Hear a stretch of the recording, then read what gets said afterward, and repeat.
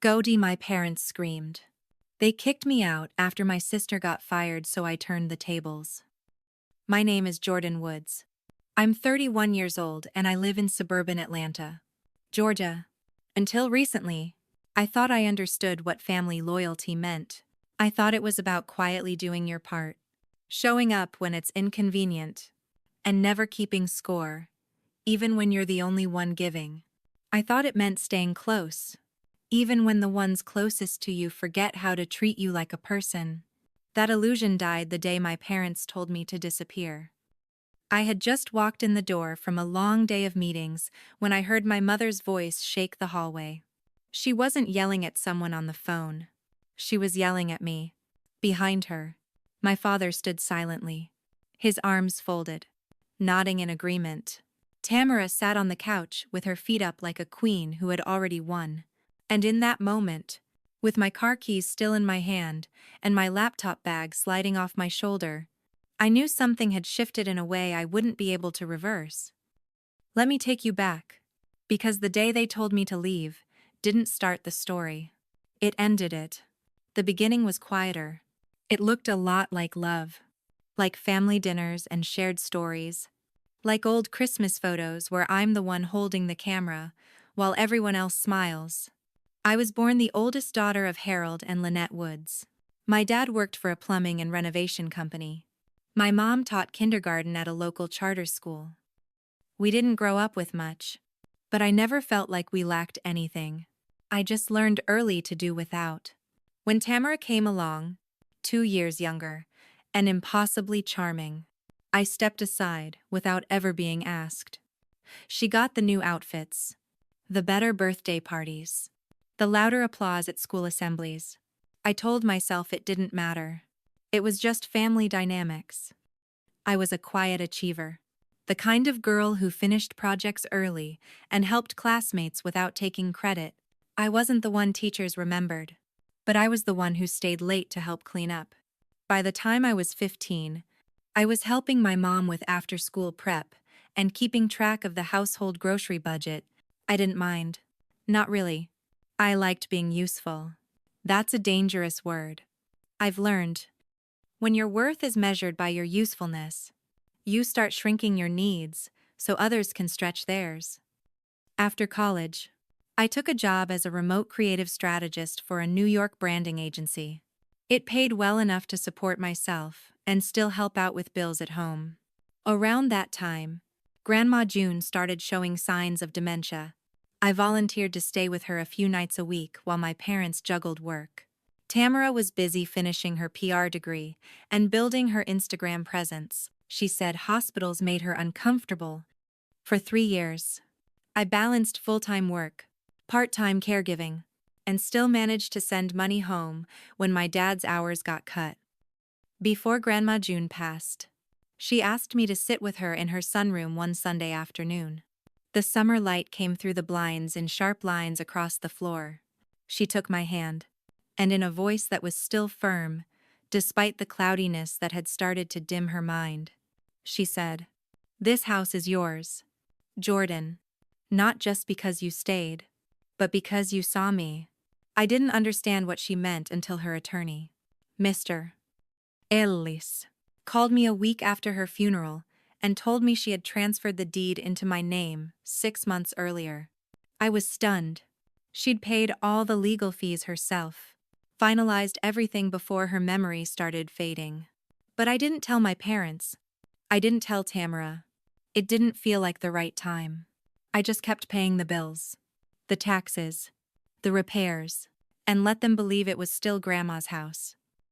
For the next 2 years, we all lived there. My parents retired early after some medical issues, and Tamara, and fresh out of school, bounced between gigs and influencer contracts. I paid for more than half the groceries, handled the water heater replacement, and quietly picked up the tab when the property tax notice came. They never asked how I managed it, and I never offered. Maybe I thought that if I kept showing up, they'd finally see me as more than the background noise in their lives. Everything shifted the day Tamara got fired. She had landed a flashy role at a lifestyle PR firm downtown. The kind of place with kombucha in the break room and open floor plans. She posted about it nonstop. It was her dream job, she said. But 3 months later, she came home early, with her face streaked in mascara, and her voice trembling like she was on stage. "They're cutting my department," she said. "I'm back to square one." I held her while she cried. I told her we'd figure it out. I made tea and stayed up helping her update her resume. I thought this would bring us closer. Instead, it brought out something I hadn't seen before. Or maybe something I had ignored for too long. Because what came next wasn't just a bad patch. It was the beginning of a reckoning I didn't know I needed. At first, everyone seemed to adjust. Tamara moved her things back into her old room and set up a folding desk next to the window. She hung a vision board filled with printouts of marketing agencies and quotes in gold foil. My parents welcomed her return like a homecoming queen. They made her favorite meals, watched rom-coms with her late into the night, and acted like this was just a pit stop on her fast track, back to success. I didn't mind.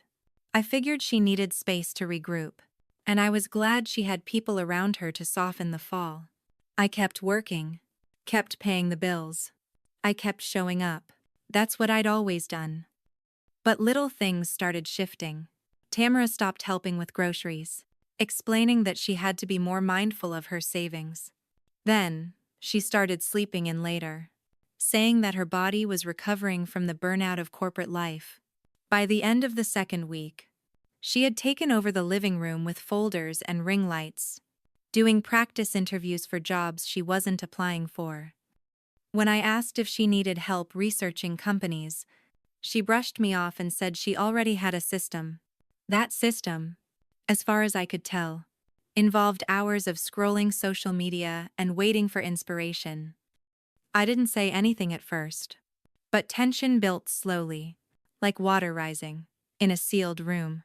One night, while I was washing dishes, I heard my dad telling Tamara she needed to focus on herself right now, that Jordan could carry the household a little longer.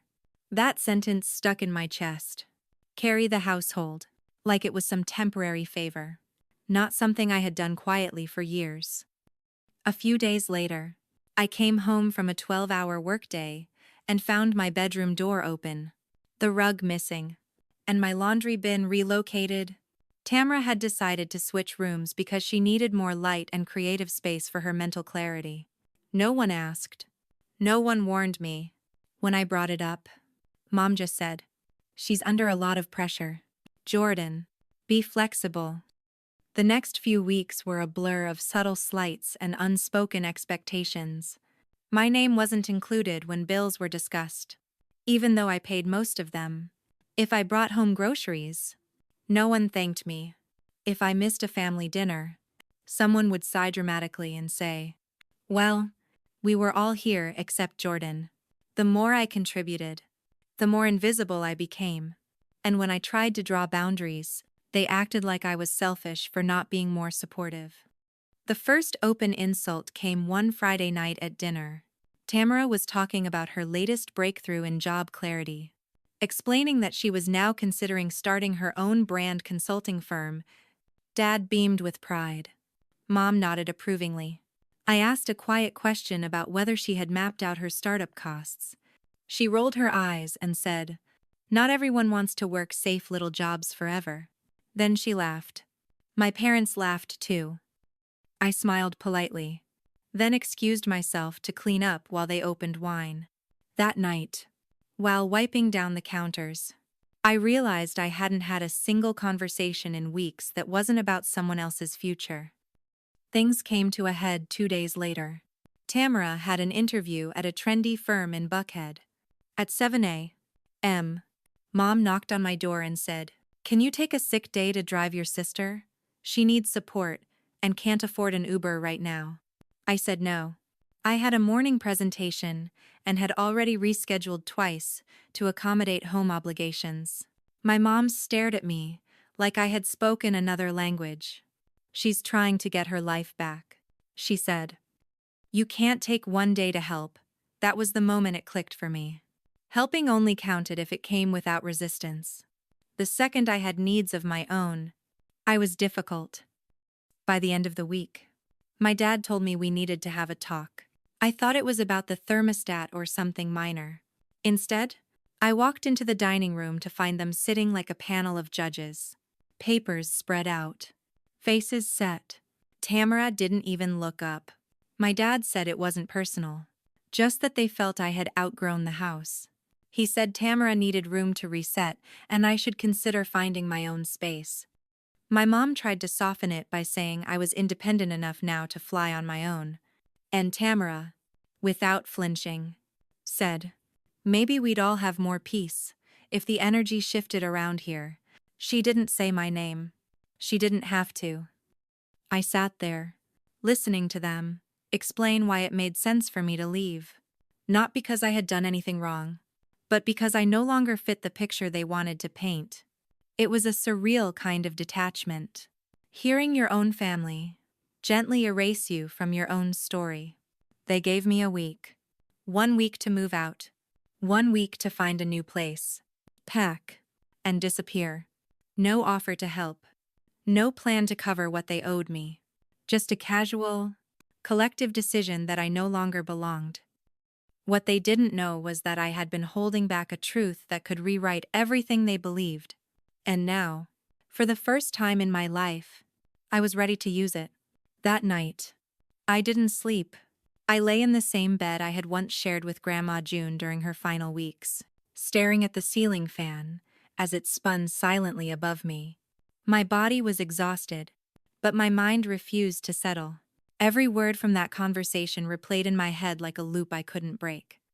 I remembered how casually they said it, how certain they were, that I'd simply go, that I'd accept their version of the story like I always had, that I would shrink myself again for the comfort of people who didn't even pretend to care what happened to me next. At around dry a.m., I got up and went to my dresser. In the bottom drawer, beneath an old stack of tax receipts and a folder of work contracts, was a manila envelope. I had placed it there 2 years earlier after the call with Mr. Ellis, Grandma June's lawyer. The contents hadn't changed, but I had. I opened the folder and took out the deed, the notarized paperwork, and the transfer documents with my name written clearly across the top. Jordan Woods, sole owner. No caveat, no shared claims. It had always been mine. Grandma June hadn't done this out of spite. She had done it out of clarity. She had seen something long before I allowed myself to acknowledge it. She saw how invisible I had become in this house, how my kindness had been slowly weaponized against me. That was the word Mr. Ellis had used during our first meeting. Weaponized. At the time, it felt too strong. Now, it didn't feel strong enough. I didn't storm into the dining room with the papers the next morning. I didn't raise my voice or demand answers. Instead, I folded the documents neatly and placed them back in the envelope. Then I made coffee, like I always did. I packed my lunch and left for work on time. I responded to Tamara's sarcastic text about how adulting is hard without chauffeurs with a simple thumbs-up emoji.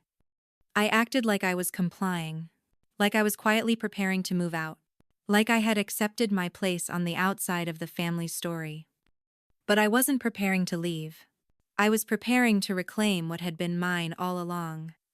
The next few days were a strange kind of theater. My parents began acting overly polite, avoiding confrontation, offering lukewarm small talk over breakfast. Tamara, on the other hand, leaned in fully. She played the role of head of household, directing conversations, assigning chores, making comments about what she planned to do with her space.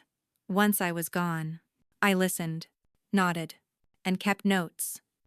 I took pictures of the rooms, saved screenshots of my bank transfers for bills they never contributed to, and called Mr. Ellis for a quiet legal consultation. He answered on the second ring. When I told him what had happened, he didn't sound surprised. "Miss Woods," he said, "you are the legal property owner. They are guests, regardless of how they view it.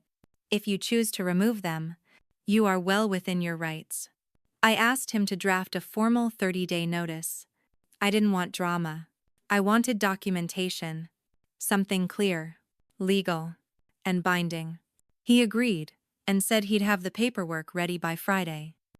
That evening, while they were all in the living room watching a Netflix show I had never been invited to join, I sat in my car and reread every page of the property file. I wasn't angry, not in the way I expected. What I felt was something colder, a kind of settling, like truth, clicking into place, like knowing something fully in your bones and realizing the fight is no longer to prove anything. It's simply to finish what's already true. Friday came. I made dinner. Tamara made a snide comment about how she'd have to retrain the next person to make decent pasta once I moved out. I laughed softly and nodded. After dinner, I cleared the plates, wiped down the counters, then placed a clean white envelope at the center of the dining table. Inside was the legal notice. On top of it, I placed a copy of the deed. I didn't say anything. I went to bed early. The next morning, my mother knocked on my door with the envelope in her hand, her face pale and confused. My father stood behind her, holding the deed as if it were written in a language he didn't recognize. Tamara hovered behind them, her lips pressed into a tight line. I invited them to sit. No raised voices. No blame. I told them the truth, that the house had been legally mine for 2 years, that they had lived here as my guests, that I had continued paying for everything out of choice, not obligation, and that choice had changed. For a few minutes, no one spoke. Then Tamara exploded. She called it betrayal. She said Grandma would be ashamed. My father asked if I'd been planning this all along. My mother cried quietly and asked where they were supposed to go. I let them finish. Then I said the one sentence that had been waiting quietly inside me. You asked me to leave a house I own. I'm simply agreeing with adjustments. They had 30 days. No exceptions. No drama. Just facts. The same way they had given me 7 days with no support. Now the roles were reversed. But I wasn't doing this out of revenge. I was doing it because, finally, I could. They didn't speak to me for 2 days. Not in passing. Not at dinner. Not even through the kind of clipped, cold remarks that once filled our awkward silences. The house went quiet, like the moment right before a storm. I didn't mind. Silence was better than watching them pretend to be victims in a situation they created. I went about my routine. Work, gym, grocery run, laundry. I could feel their resentment pressing against the walls. But I had no intention of reacting. Let them process it. Let them stew in the realization that the person they had dismissed so easily now held the one thing they needed most. On day 3, Tamara finally broke the silence. She walked into the kitchen where I was making breakfast, leaned against the counter, and stared at me like she was trying to decode my face. You really blindsided us, she said. Her voice was low, careful. I didn't look up. You asked me to leave my own house, I said quietly. I just honored the request. She laughed without humor. This is about power, isn't it? Finally having something over us. I turned to face her. No, it's about self-respect. Something I was too afraid to claim before. She blinked like she didn't expect the conversation to end there. Then she walked out. After that, the bargaining began. My mother was the first to try. She came to my room one evening, holding a mug of tea like it was an offering. She sat on the edge of my bed and told me she missed how things used to be. She said they didn't mean to push me out, that it was just a difficult time and emotions had run high. I listened. I didn't interrupt. Then I asked her if she remembered the night she knocked on my door at 7 a.m. and asked me to call in sick to drive Tamara to an interview, the one she didn't even attend. She didn't answer, just looked down at her tea like it held something deeper than what she'd brewed. The next morning, my father tried a different approach. He brought up the past. He reminded me how he used to fix my bike when I was a kid. How he taught me to change a tire in the high school parking lot. I remembered those things. I also remembered how he hadn't contributed to a single mortgage payment in 2 years. How he had criticized my work from home job as not real work. How he once said I should be grateful I didn't have to live in an apartment like those other girls who couldn't keep a man. Memory works both ways. I nodded. I thanked him for the life lessons and went back to reviewing a client proposal on my laptop. Tamaris collated next. She started leaving messes in the common areas, turned up the volume on the television late at night, and slammed her door with a teenager's dramatics. I ignored it. She left passive-aggressive notes about missing condiments in the fridge, conveniently forgetting that I was the one buying them. It was her last weapon, the petty power play of someone who had no ground left to stand on. I didn't flinch. I didn't engage. Because the truth was, I had already left emotionally. I was simply waiting for the calendar to catch up. By the second week, Mr. Ellis delivered an official follow-up notice, along with a rent adjustment form, in case I wanted to offer them an option to stay under new terms. I declined. I didn't want rent. I wanted clarity. I wanted my space back. I wanted to walk into my kitchen and not feel like a stranger in my own home. I wanted to repaint the walls without needing anyone's approval. Most of all, I wanted peace. And I had learned that peace sometimes comes only after you remove the noise pretending to be love. One night, as I sat on the back porch with a glass of wine, I heard my mother crying through the open window. Not the manipulative kind. Not the theatrical kind. The quiet kind that sounds like a person grieving, a version of themselves they can't get back. For a second, I felt my resolve flicker. For a moment, I almost opened the door. But then I remembered the way she looked at me that night in the dining room, nodding in agreement as they told me to leave. She hadn't flinched then. I wouldn't flinch now. They started packing by week 3. Slowly, hesitantly, like maybe I would change my mind. Like maybe, if they moved slowly enough, the clock would stop ticking. It didn't. Time moved forward, and so did I. I booked a weekend at a cabin outside Asheville to give them space to move without confrontation. I told them when I'd be gone. I left the legal documents on the fridge, highlighted for clarity, and I left without saying goodbye. When I returned, the house was empty. No final notes. No dramatic declarations. Just silence. The kind I had been craving for years. The first morning, I woke up alone in that house, felt unreal. The silence that had once held tension now wrapped around me like a soft blanket. No murmuring voices outside my door. No kitchen cabinet slamming at 7 a.m. No offhand comments dropped like needles into breakfast. Just sunlight pouring through the east windows, the faint hum of my coffee machine, and a quiet. I hadn't realized I needed this badly. I sat at the table with my mug, looked out at the empty driveway, and exhaled without even knowing I'd been holding my breath for years. The house felt different already, lighter somehow, as if it had been waiting for this moment too. I spent the first few days cleaning room by room, not just dust and clutter, but energy. I gathered everything they'd left behind, boxed it carefully, and dropped it off at a storage unit. No dramatics. No vengeful burning of old photos. I wasn't erasing history. I was simply reclaiming the space they'd occupied like it was theirs by birthright. I chose new curtains for the living room, repainted the hallway in a muted olive tone, and rearranged the furniture in ways that made sense to me. For the first time, the house reflected my taste, not some collective compromise where I always came last. I also started showing up differently at work, with less weight on my shoulders. My energy shifted. People noticed. Nadia, one of the senior designers I used to work under, pulled me aside after a project presentation and said she'd never seen me speak with that kind of clarity before. She asked if something had changed. I smiled and said, "Just the background noise."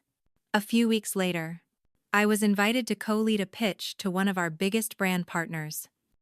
It was the first time I had ever been asked to represent the company externally, and something about it felt symbolic.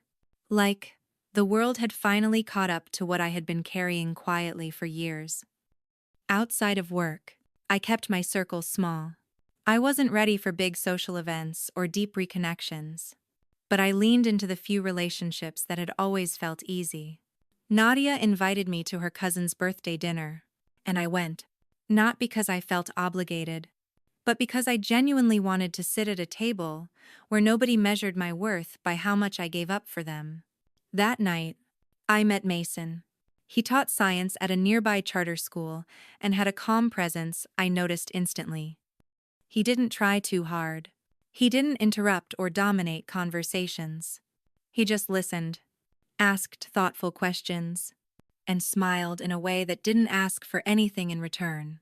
We didn't exchange numbers that night, but 2 days later, he showed up at the coffee shop near my place and said, "I figured if I saw you again, it was meant to be." I laughed for the first time in weeks. Therapy also became part of my new normal. I found a therapist named Dr. Kinsey through a recommendation from a colleague, and from the first session, I felt like I was finally being mirrored. She didn't rush to diagnose or explain my family. Instead, she asked me, when I first learned that love meant sacrifice. That question stayed with me for days. Because the truth is, I don't remember a version of love that didn't come with a condition attached. Dr. Kinsey helped me see that boundaries aren't ultimatums. They're instructions for how people can stay in your life without hurting you. Meanwhile, my parents and Tamara stayed quiet. For the first 6 weeks, I didn't hear a word. Then came the slow drip of messages. My mom texted once, asking if I'd consider letting them come by to pick up a few forgotten items. I replied with the contact information for the storage facility. My dad sent a vague email about hoping we could have a real conversation sometime soon. I didn't respond.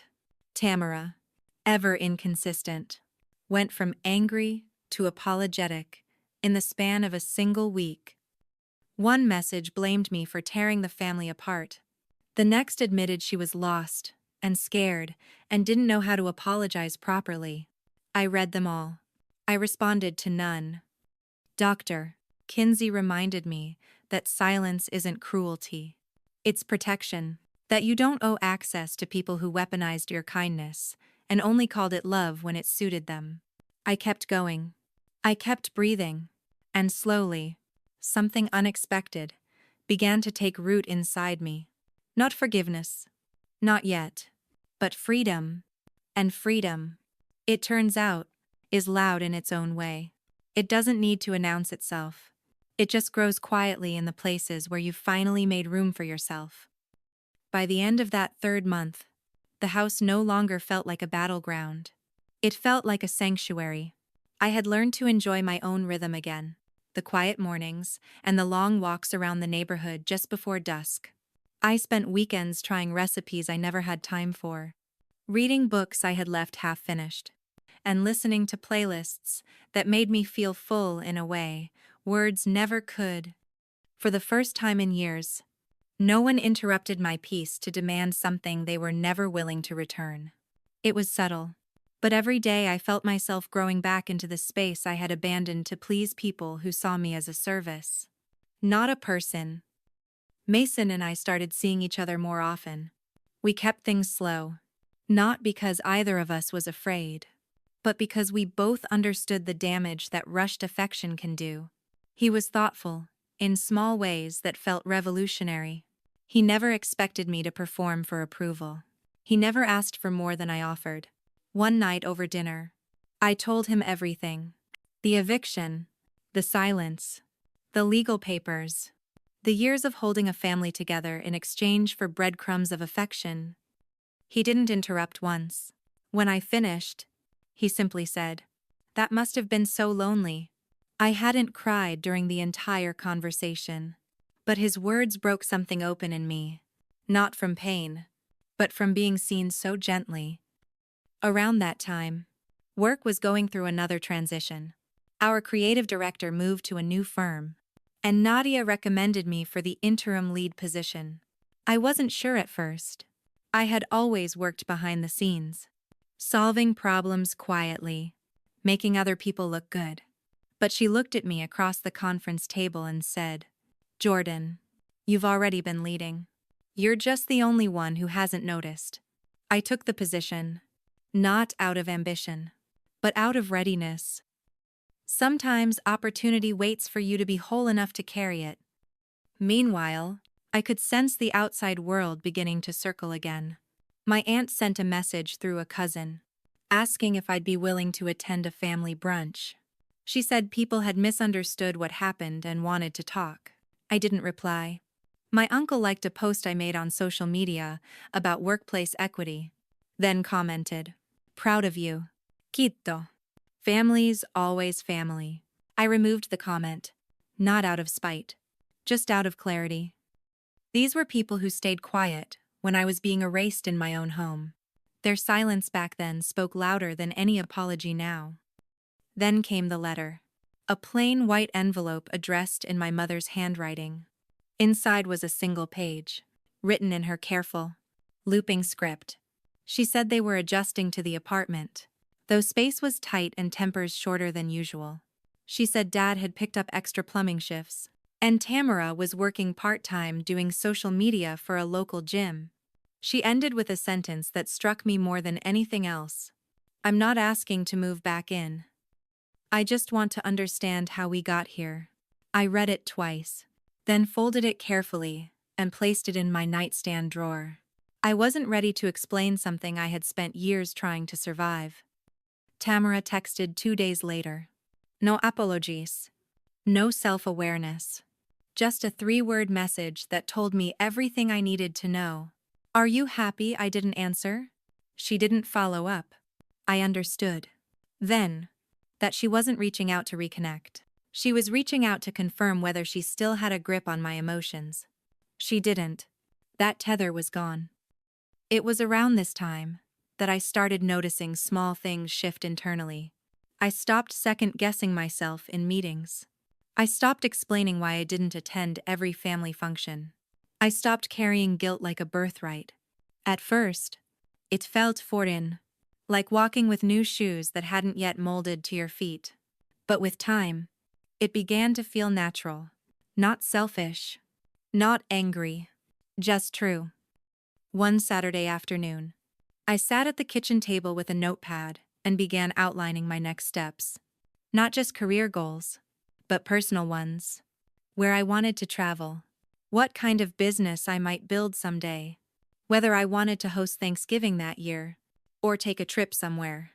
No one knew my name. I wasn't looking to prove anything anymore. I was simply learning to live without permission.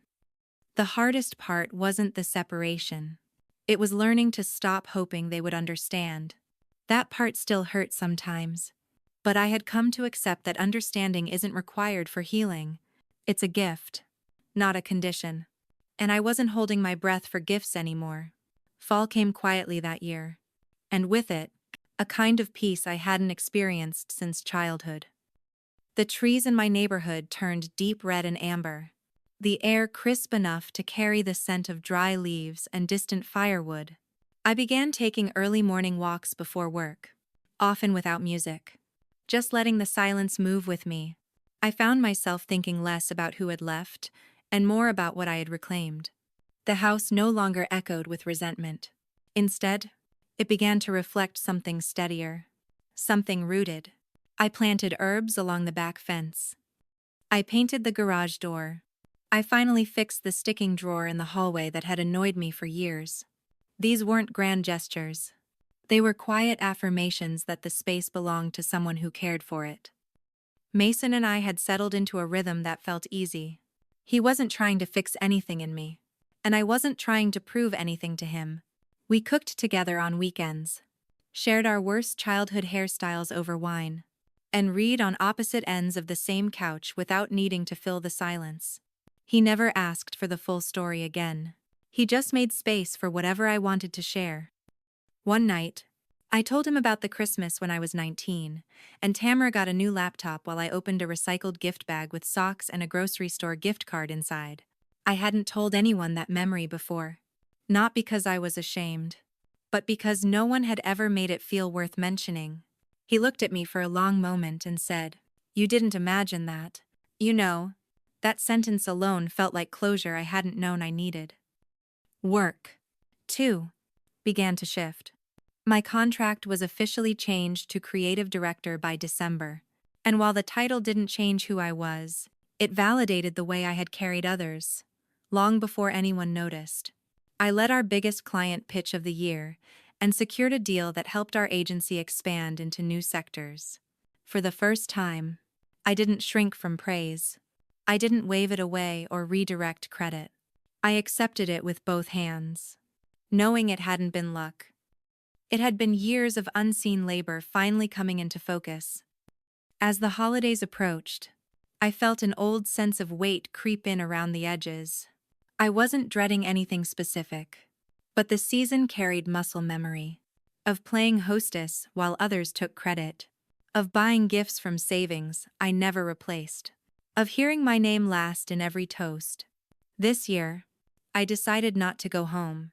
Not that I was invited, but I made the choice before the silence could sting. Instead, I invited a few friends from work who had nowhere else to go, including Nadia, her fiancé, and Mason. Of course, we cooked a mix of everything: pot roast, vegan stuffing, collard greens, pumpkin pie, that didn't quite set but still tasted like comfort.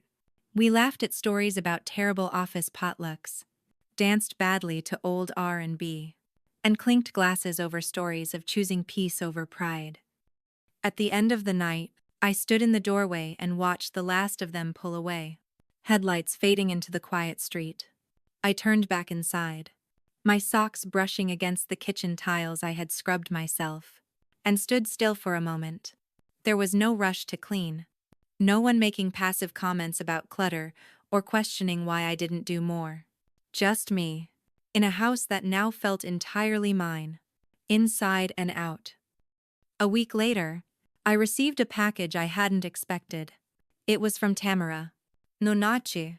In just a small brown box with my name written in lowercase letters. Inside was the bracelet Grandma June had worn every Sunday, silver with a blue opal in the center. I hadn't seen it in years. I stared at it for a long time before placing it gently in my dresser drawer. I didn't know if it was an apology, a peace offering, or just an attempt to make herself feel better. I wasn't angry, but I didn't respond either. Doctor, Kinsey called that moment an emotional border. Something you acknowledge without needing to cross. That's where I left it. No long texts. No Instagram captions. Just a quiet pause between what was and what didn't have to be anymore. By January, I had settled into something I didn't recognize at first. Not just stability. Not just solitude. It was something fuller than peace. It was ownership, both of my home and of my own voice. For years, I had been living like I was borrowing space. Not just physically, but emotionally. I moved like someone waiting to be questioned, and spoken over, or replaced. Now, for the first time, my steps didn't hesitate. I didn't owe anyone explanations for how I arranged my day or spent my money. I could choose silence, and no one took it personally. I could speak plainly, and no one twisted my words into guilt. Mason had started staying over some weekends, but it never felt like an intrusion. He respected the boundaries I had rebuilt with care, and he didn't ask for more than I could offer.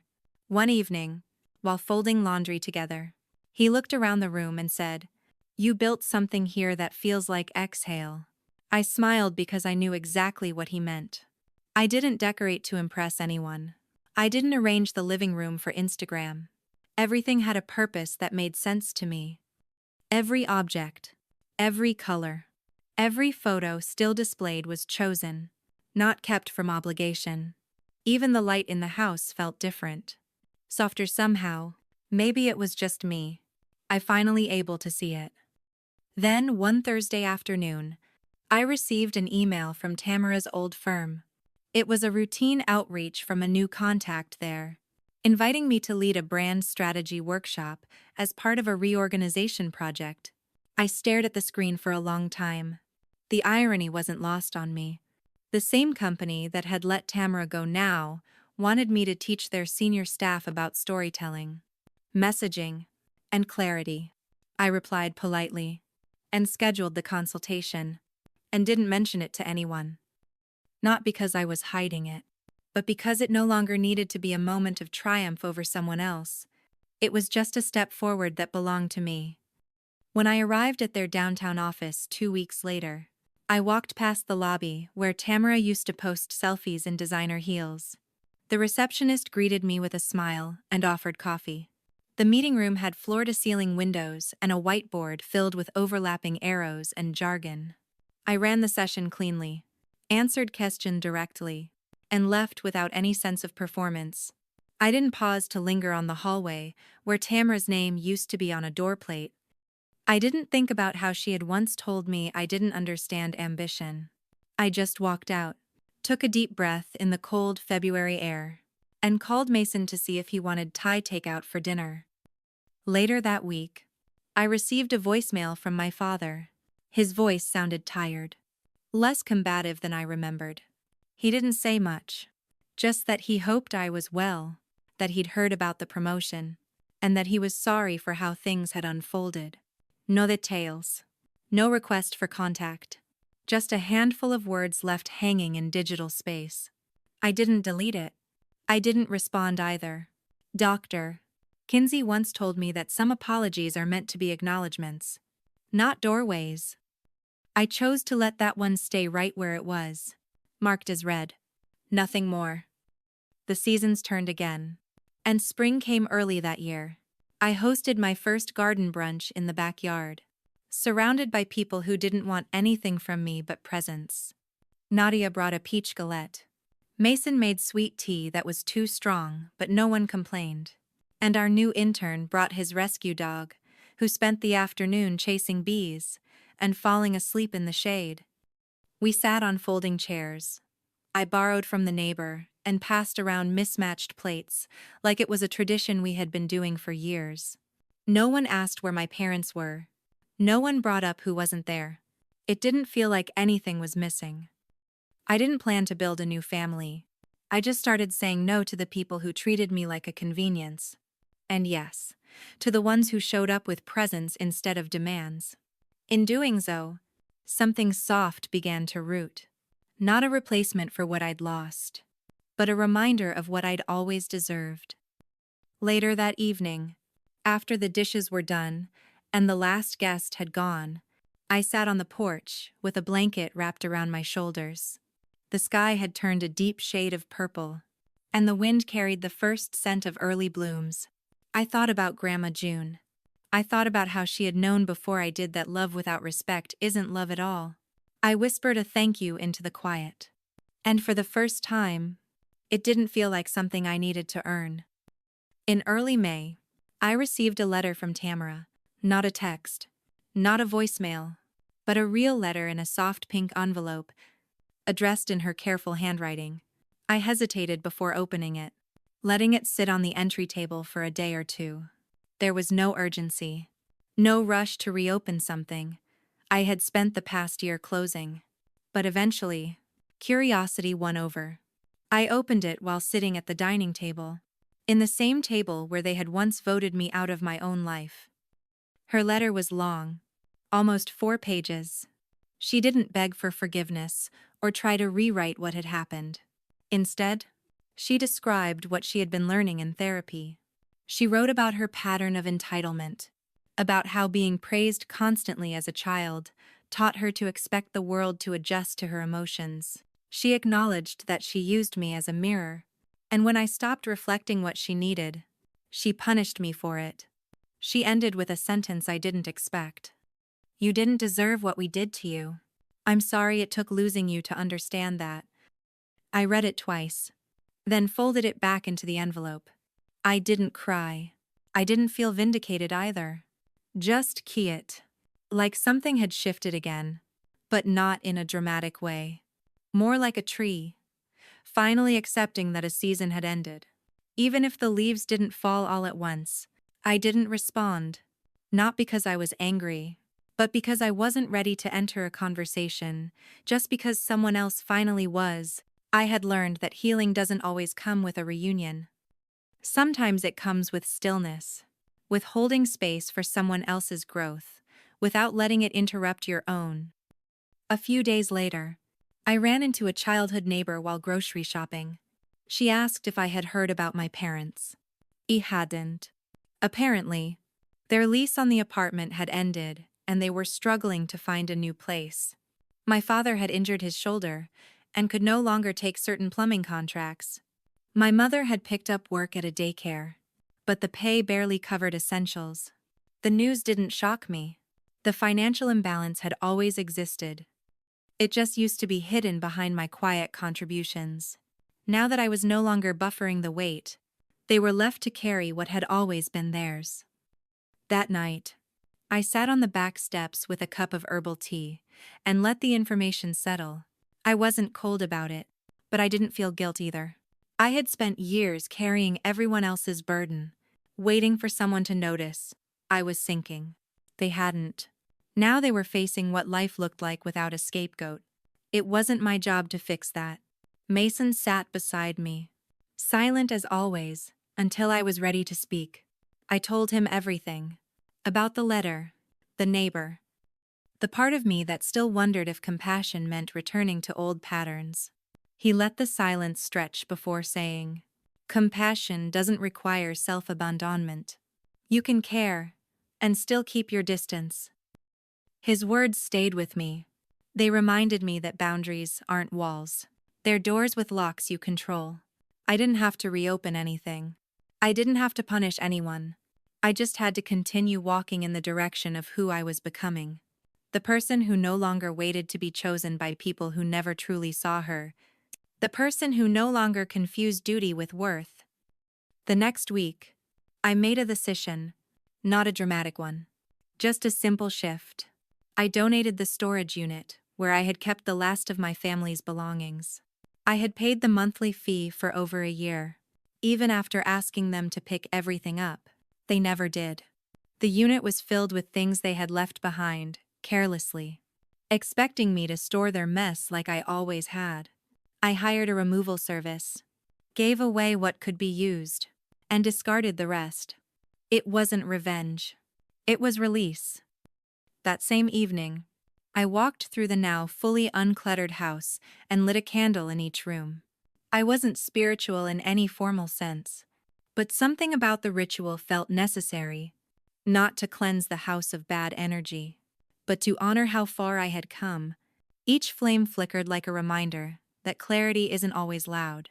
Sometimes it arrives in quiet decisions, in steady breath, in finally choosing yourself over everyone's expectations. As I stood at the window watching the candles glow against the glass, I realized I hadn't thought about being kicked out in a long time. That phrase no longer held weight. Because I hadn't lost a home. I had reclaimed one. I hadn't been erased. I had rewritten the story. A year after they told me to leave, I hosted a dinner in the same house they once tried to take from me. Not out of revenge. Not to prove anything. But because I wanted to fill this space with voices that lifted, not drained. It was a warm evening in June. The table was set simply linen napkins, mismatched plates, a pitcher of sangria in the center. Mason grilled salmon on the back patio, while Nadia chopped herbs in the kitchen. Marcus brought his partner, and our intern, Theo, came straight from work, still wearing his badge. Nobody asked for perfection. Nobody tried to dominate the room. There was laughter, unevenly folded chairs, and stories that wandered off track without anyone needing to correct them. At one point, someone asked about a painting in the hallway. It was an old piece Grandma June had hung years ago, a landscape with faded blues and golds. I told them it had belonged to her, that this had once been her house, and someone said, "She must have been proud of you." I didn't respond right away. Not because I was overwhelmed, but because I finally understood the full weight of that idea. Proud doesn't always mean grand. Sometimes it means peaceful. And yes, I think she would have been. I never fully cut my family off. I just stopped inviting them into places where they had proven they couldn't respect the furniture. Tamara still sent occasional messages, usually neutral, sometimes sincere. I responded once. A short note, wishing her well. My mother wrote again around the holidays, saying she missed the smell of the house. I missed the sound of me in the kitchen. I read the message, then lit a candle and made tea. That was enough. I wasn't angry. I was just full. And you don't pour into the hands that dropped you unless you're ready to risk the spill all over again. Sometimes I imagined what would have happened if I had left that day without speaking. If I had taken my keys, walked out, and let them claim a house that never belonged to them. I imagined them redecorating, repainting, filling the walls with stories that erased me. And then I imagined what it meant to stay, to assert what was mine, to calmly reclaim the room they thought they could exile me from. That wasn't just an act of defiance. It was a declaration. I mattered. Even when they pretended I didn't. Mason and I never rushed anything. But that summer, we started talking about merging homes. He loved his place small, quiet, with a garden, but he admitted the way my house held space for people made it feel more like a home. We made no plans, no promises, just shared a language of patience that let us both arrive where we needed to, together. When the time was right, I kept going to therapy. I kept showing up to work with clarity. I kept saying no when my gut whispered discomfort. And yes, when something felt rooted in truth. The version of me who once begged silently to be noticed had learned to recognize her own voice, and she was done whispering. On the anniversary of that dinner table, confrontation, I took the afternoon off and walked through each room of my home. I didn't do it for nostalgia. I did it as a reminder that even in silence, something in me had always known what I deserved. I walked past the windows they once planned to replace without asking me. I stood in the bedroom they tried to assign to someone else. I looked at the fireplace where I once overheard them say I was too comfortable in a house I had kept standing. And I smiled. Because I wasn't just comfortable now. I was solid. I was whole. I wasn't surviving anymore. I was choosing. Sometimes, people ask what happened between me and my family. I don't offer details unless they're earned. I just say that I loved people who didn't know how to love me back without conditions, and I let go before it broke me completely. They nod. Some understand right away. Some never will. I used to think closure came with a final conversation, with dramatic apologies or clean explanations. But the truth is, closure often sounds like quiet mornings, like laughter with people who never saw you as a utility. It looks like hosting dinner in the house they tried to make you leave.